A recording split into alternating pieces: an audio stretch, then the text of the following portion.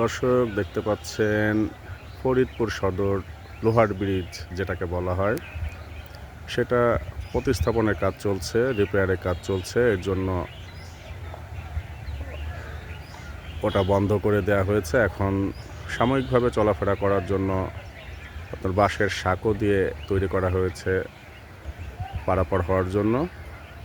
তো মানুষ এখন সেটাই ব্যবহার করতেছে এবং মোটামুটি সুন্দর একটা ব্যবস্থাই হয়েছে।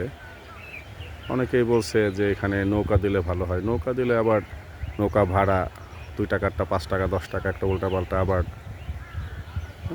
একটা সমস্যা তৈরি হয়, যার জন্য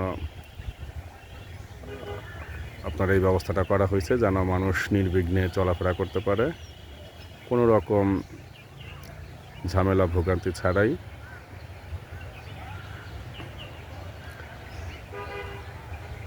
মানুষ নির্বিঘ্নে চলাচল করতেছে, খুবই সুন্দর লাগলো ব্যাপারটা। 10 থেকে 15 দিন, এরপর সব ঠিক হয়ে যাবে। আবার আগের মতো চলাফেরা সবাই করতে পারবেন লোহার ব্রিজ দিয়ে সংস্কার কাজ শেষ হওয়ার পরে।